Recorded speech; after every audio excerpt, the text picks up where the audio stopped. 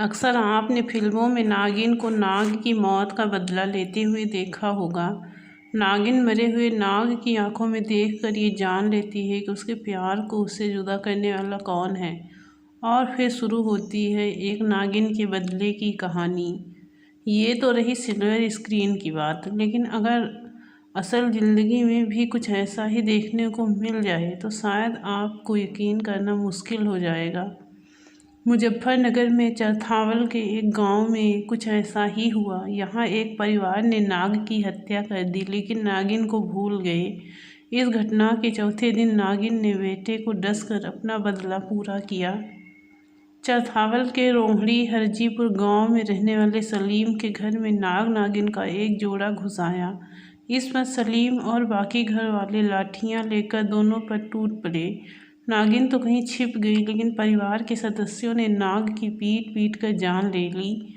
इसके बाद सबने सोचा कि नागिन बाहर निकल गई होगी, इसलिए किसी ने उसे ढूंढने की कोशिश नहीं की। नाग को मारने के बाद पूरा परिवार चैन से रहने लगा, लेकिन 2-4 दिनों में अनहोनी हो गई, जिसके बारे में सिर्फ सुना या फिल्मों में ही देखा था।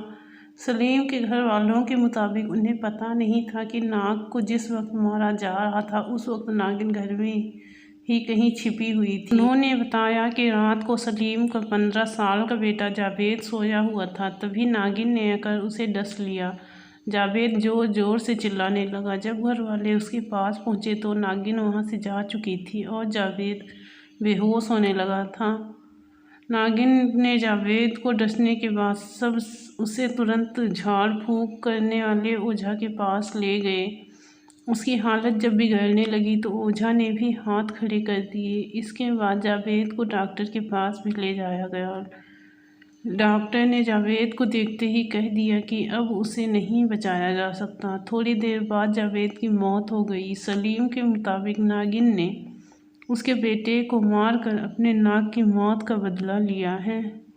सलीम के घर वालों ने सिर्फ कहावत ही सुनी थी कि नाग की मौत का बदला नागिन जरूर लेती है, लेकिन उनके परिवार में ये कहावत सच हो गई। बेटे की मौत के बाद परिवार के बाकी सदस्य भी दहशत में आ गए। एक तरफ बेटे को खोने का गम घर वालों की आंखों से आंसू बनकर बह रहा था, तो वहीं नागिन के इंतकाम के डर से सबकी नींद गायब हो गई थी। ऐसे में गांव वालों की मदद से परिवार ने काफ़ी मशक्क़त के बाद नागिन को भी खोज निकाला और उसको भी पीट कर मार डाला। दोस्तों, आपसे प्रार्थना है कि जाने से पहले हमारे चैनल को सब्सक्राइब और वीडियो को लाइक करते जाइएगा। मिलती हूँ किसी अगली ऐसी ही सत्य घटना के साथ। तब तक के लिए जय महाकाल।